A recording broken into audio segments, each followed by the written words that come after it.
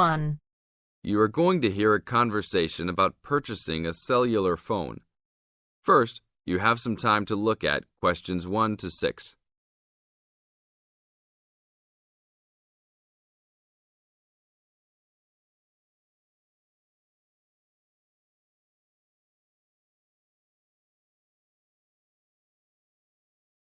Now listen to the tape and answer questions 1 to 6. Excuse me, can you give me some information about purchasing a cellular phone? Of course, my pleasure. We carry all sorts of phones, from the most basic phones to very sophisticated web-enabled phones. I will do my best to help you find a phone that suits your needs. Thanks. I'm looking for 2 cellular phones, one for me and one for my son. I think I won't need anything too sophisticated, just your basic phone functions. But maybe my son will like something with more functions. Sure, well, let's take a look. So you have no preferences at all? What about the size or colour? How about the brand?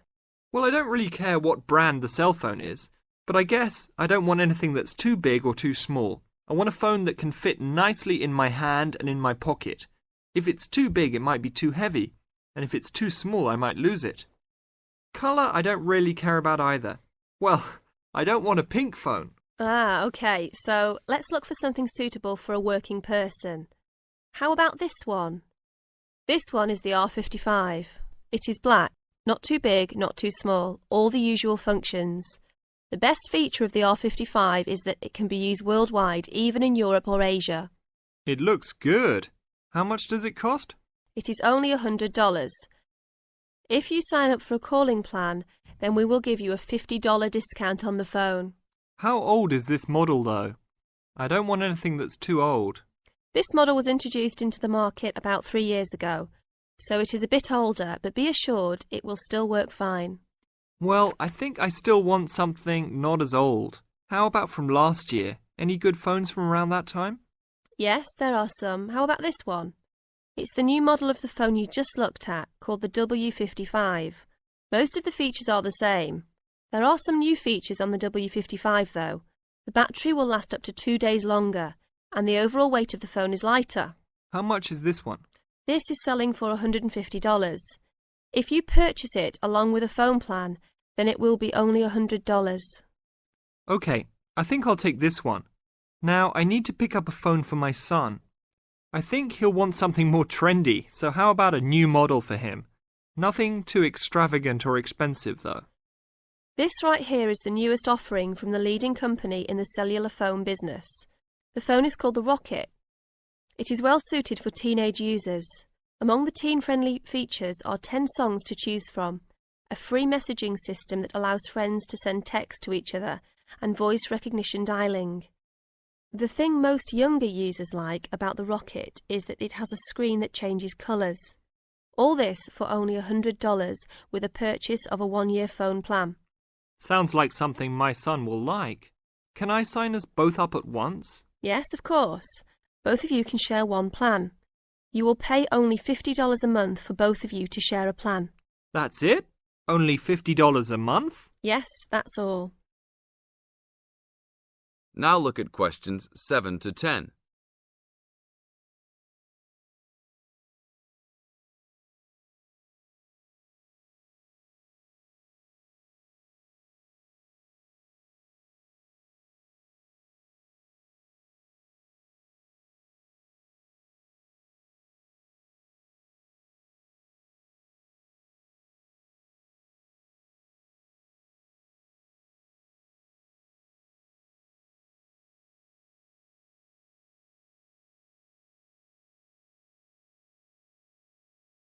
Now listen to the tape and answer questions 7 to 10. Okay, I will need your information. Name and address, please. Richard Derek Jones. What's your profession? I'm an engineer. Address, please. 322 First Street, San Francisco, California. And phone number, please. 621-360-7601. Oh, sorry, that's the wrong number. 621-360-7610. How many phones do you want activated onto your plan? 2 for now. Thank you very much. Your phones will be ready in a minute. That is the end of part 1. You now have half a minute to check your answers.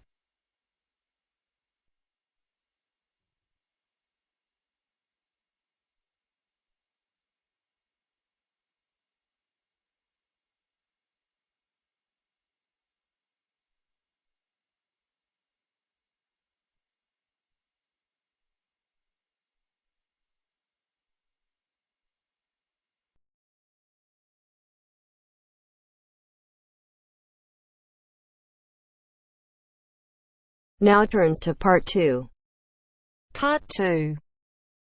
You will hear a student union officer explaining about the union's functions and services to a group of new university students. First, you have some time to look at questions 11 to 15.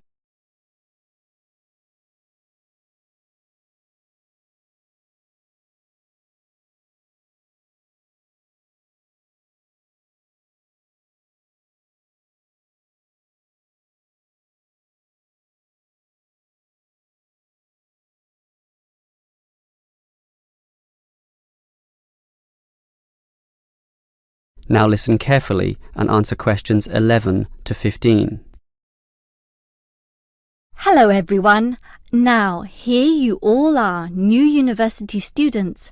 And the first question you probably have is, what is a student union? Another question is, do I have to join? Well, regarding this second question, let me say that membership used to be compulsory in the past, but that did cause some controversy, particularly from students who wanted to remain free and unaffiliated, and this university responded. So, joining up is no longer compulsory. It's totally up to you, although I'll admit there is a fairly strong obligation to join, since all students benefit from the large variety of services that we offer. We do understand, however, that many might be unwilling to join because of a supposed political slant to the union. Traditionally, student unions have been seen as being dominated by the left, and I suppose that's still true to a large extent. Here, however, at this university, our union discourages such one-sided viewpoints, and students across the whole political spectrum are welcome.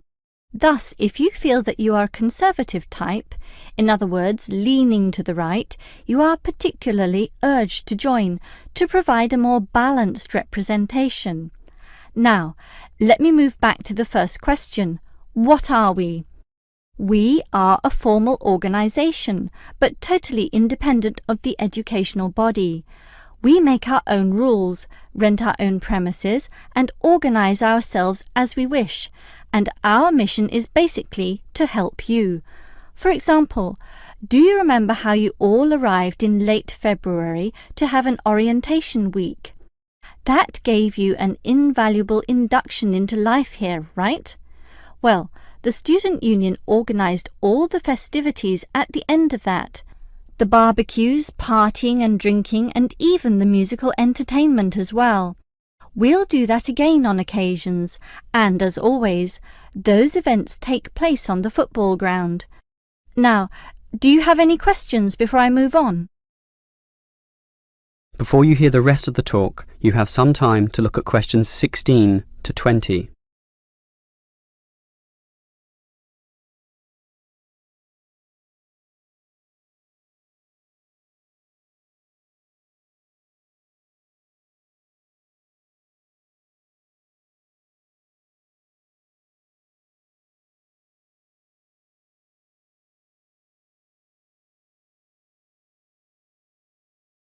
Now listen and answer questions 16 to 20. Now, let me tell you more about the student union and its basic functions. In general, there are 3: social, organisational, and representational. Let's look at the first one.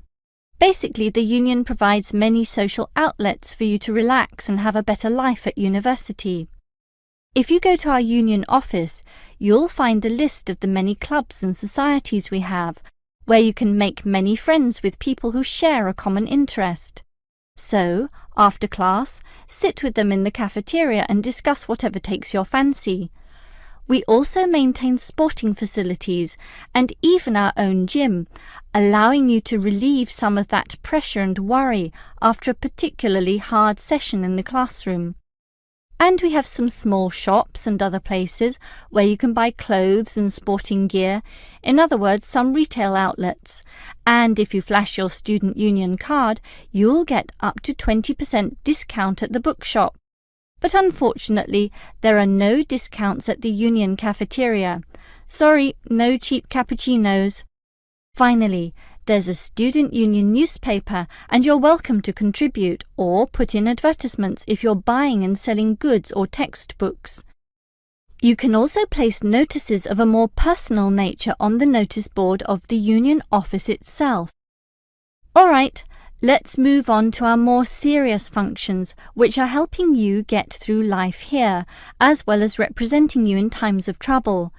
Regarding the second issue, if you have a problem or a grievance, or if you feel under pressure or depressed for reasons both inside and outside the university, for example, perhaps a dispute with your landlord or the people in your local gym, then come to us. We have a range of counsellors and helpers, and even some lawyers, who you can meet in the conference room. So just sip a cup of tea or coffee with them and tell them your troubles, and they'll be all ears. Basically, there's every reason to join the student union, since whatever you need, whether it be social or representational, we will help you.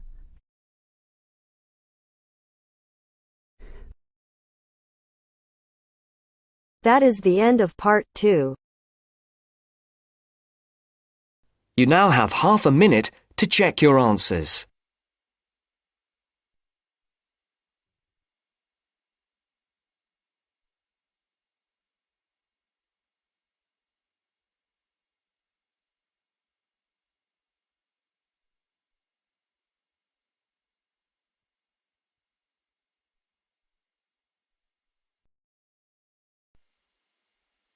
Now turns to part 3. Part 3. You'll hear an introduction about canoeing.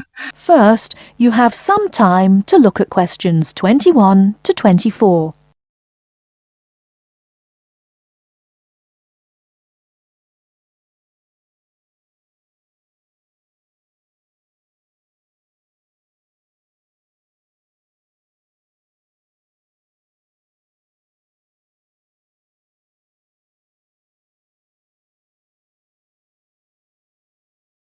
Now, listen carefully and answer questions 21 to 24. Have you imagined paddling around on a river in a small boat? Canoes, which are narrow boats and usually hold 1 or 2 people at the most, are particularly well known for being unstable and turning over in the water. But more and more people enjoy this dangerous sport.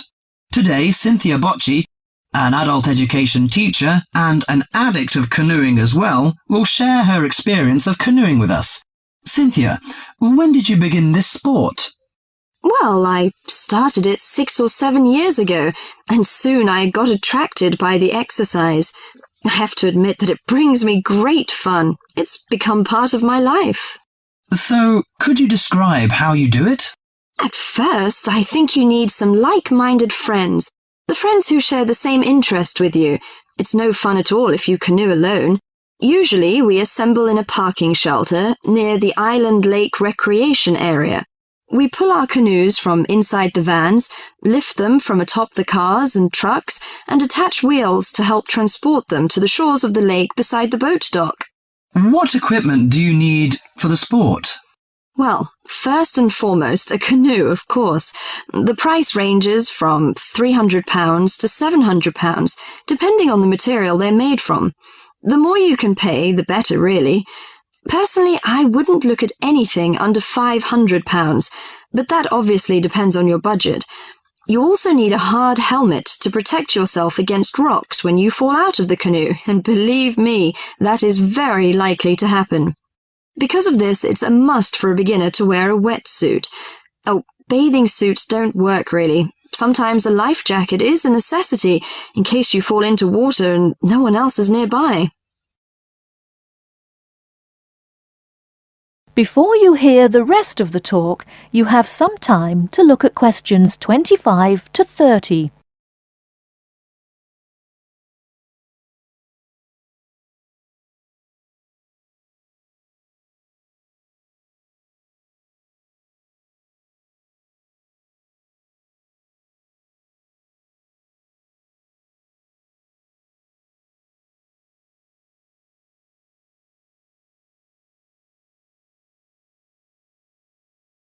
Now listen and answer questions 25 to 30. Think it's all worth it? Absolutely. I just love it. It's exciting, exhilarating, yet it's peaceful and it's calm. You can work as hard as you want to, or you can take it easy. In addition to having fun, canoeing offers a workout without realizing you're working out. Besides being a great exercise, which is good to heart and lungs, you gain strength and mobility. You build strength not only by paddling, but also from lifting and carrying your canoes. You can also exercise your mobility. Frankly, I never had upper body strength until I started canoeing. Now I can pick my canoe up and carry it on my shoulder with no problem. However, it's not just a workout of the upper body, but also a total body workout. If you're doing it correctly, it's a great calorie burner. And more important to me, paddling isn't strictly about exercise. It's as much about the peace and relaxation that comes from being out on the water. I saw it described on a brochure as liquid medicine for the soul, and that is so accurate. It allows you to take a mental break from your ordinary routine. It's a lot of fun and you meet a lot of great people. We connect on the waterways by responding to email invitations, posting on websites and club announcements. Also, it's a great way to get an up-close view of nature. You can sneak up on wildlife. I've been right next to ducks, deer, and all kinds of birds. You just get a different view than you can get on land. I especially enjoy camping by canoe. It's like backpacking without having to carry a pack on your back. You can put everything you need in the hatches of the canoe. Have you experienced this kind of camping? Well, whatever you say about this sport, it's never dull. I think on one level it's a serious activity and you can become a real champion, but it's a small group who take it that far. But for most, it's a fantastic sport for anyone who likes adventure. That is the end of part 3. You now have half a minute to check your answers.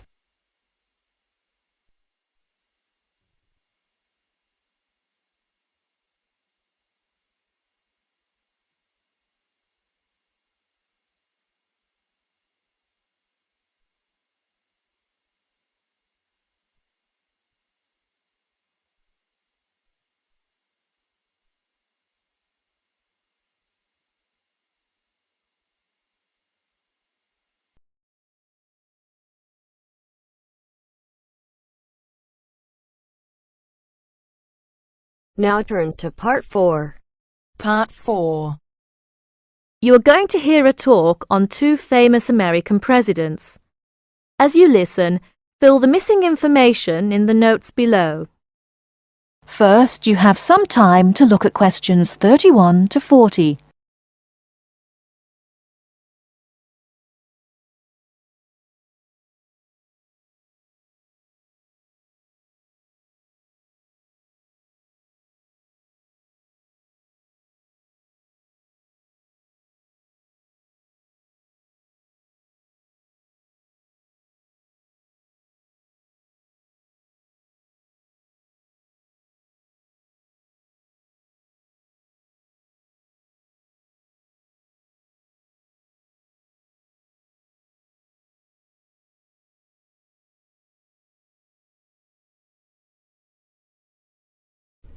Now listen carefully and answer questions 31 to 40. John F. Kennedy and Abraham Lincoln lived in different times and had very different family and educational backgrounds. Kennedy lived in the 20th century, while Lincoln lived in the 19th century. Kennedy was born in 1917, whereas Lincoln was born more than 100 years earlier, in 1809. As for their family backgrounds, Kennedy came from a rich family, but Lincoln's family was not wealthy. Because Kennedy came from a wealthy family, he was able to attend expensive private schools. He graduated from Harvard University. Lincoln, on the other hand, had only 1 year of formal schooling. In spite of his lack of normal schooling, he became a well-known lawyer. He taught himself law by reading law books. Lincoln was, in other words, a self-educated man. In spite of these differences in Kennedy and Lincoln's backgrounds, some interesting similarities between the two men are evident. In fact, many books have been written about the strange coincidences in the lives of these two men. For example, take their political careers. Lincoln began his political career as a US congressman. Similarly, Kennedy also began his political career as a congressman. Lincoln was elected to the US House of Representatives in 1847. Kennedy was elected to the House in 1947. They went to the Congress just 100 years apart. Another interesting coincidence is that each man was elected President of the United States in a year ending with the number 60. Lincoln was elected President in 1860, and Kennedy was elected in 1960. Furthermore, both men were president during years of civil unrest in the country. Lincoln was president during the American Civil War. During Kennedy's term of office, civil unrest took the form of civil rights demonstrations. Another striking similarity between the two men was that, as you probably know, neither lived to complete his term in office. Lincoln and Kennedy were both assassinated while in office. Kennedy was assassinated in Dallas, Texas, after only 1,000 days in office.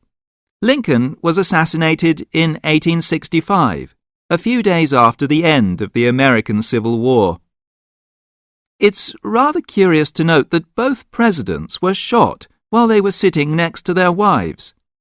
These are only a few examples of the uncanny and unusual similarities between the destinies of these two American men, who had a tremendous impact on the social and political life of the United States and the imagination of the American people. That is the end of part 4. You now have half a minute to check your answers.